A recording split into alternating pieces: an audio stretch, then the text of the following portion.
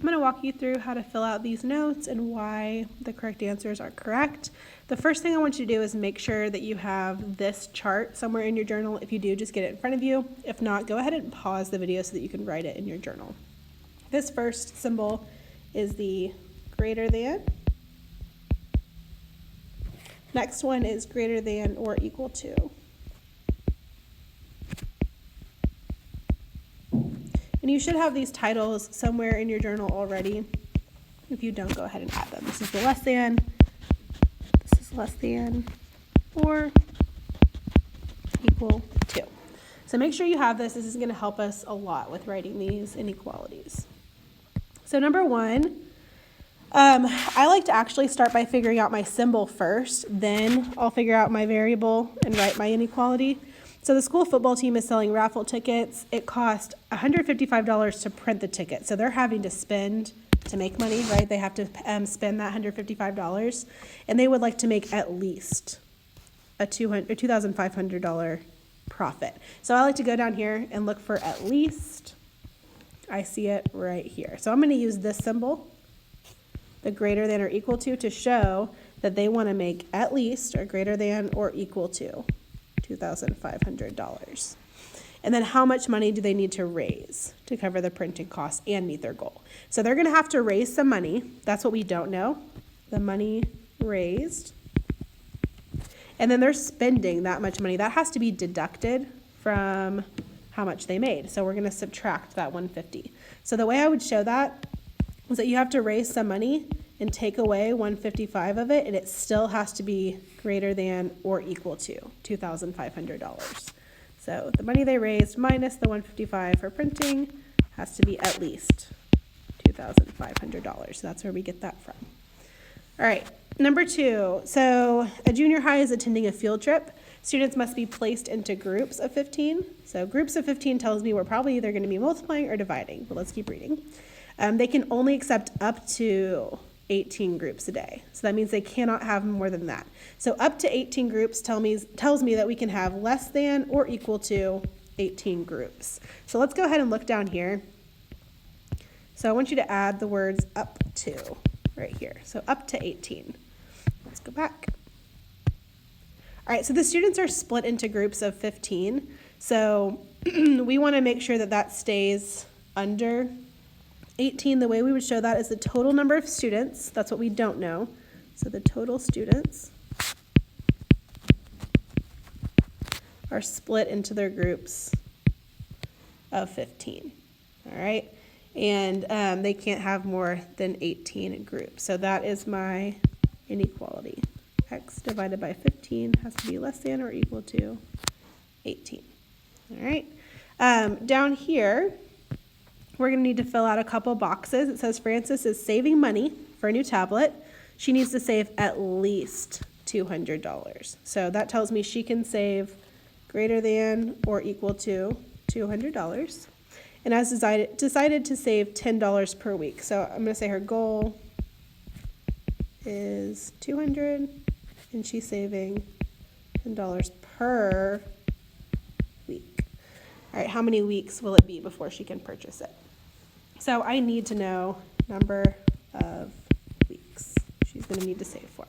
So when I see this word per, that tells me that I'm going to be multiplying 10 by however many weeks there are. So let's use the letter W to represent the weeks. So you might see it as X on your key. So let's actually change that. Let's make it an X. So 10 represents how many dollars she's saving each week, and then X represents how many weeks she's going to be saving that for. So there's your inequality that represents the situation. Now let's go ahead and solve it.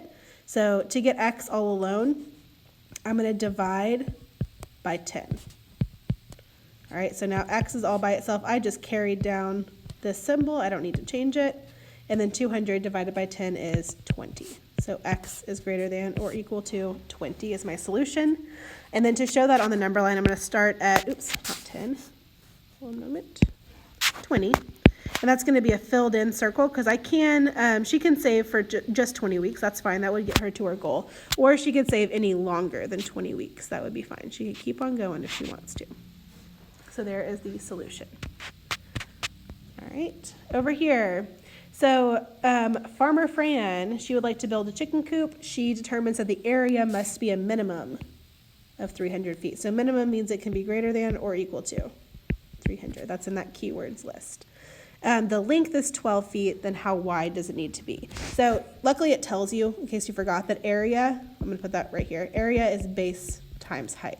So you know that it needs to be 300 feet total, and you know that the length, which can also be used as the base or the height, it doesn't really matter because you're just multiplying, the length is 12. So I need to multiply 12 by whatever my width is. So the width is what I don't know. I'm going to use x to represent that. So 12 times x would get you 300. So there's your inequality that you would use to solve it. And then let's go ahead and divide by 12 on both sides so that we could solve it. So x, I'm just going to drag down the same symbol. No need to change it. And 300 divided by 12 is 25. So x has to be greater than or equal to 25. So the way we would show that is with a full circle, starting at 25. She could make it bigger than 25 feet wide if she would like.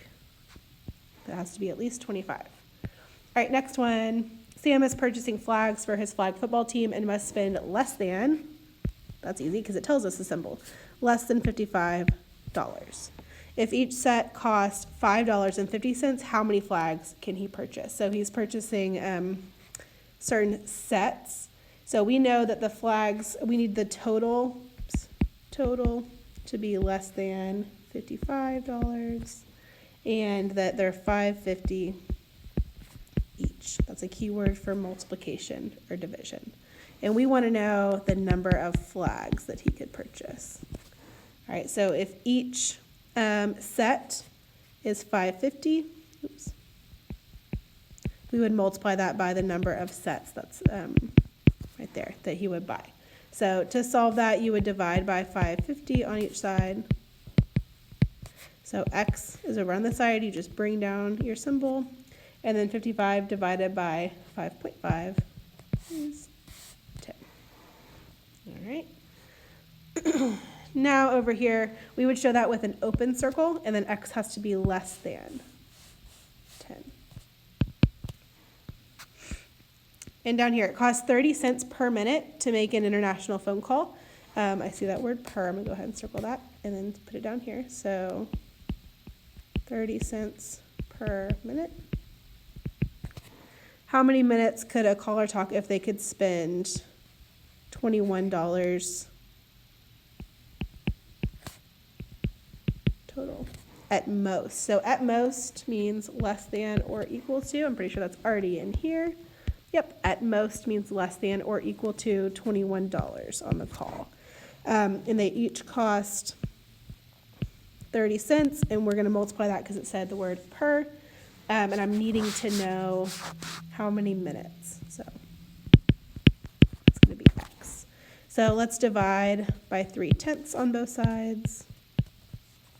X has to be less than or equal to, and then 21 divided by 0.3 is 70. All right, and then to show that, we're starting at 70. It's going to be a full circle going to the left. And there you go.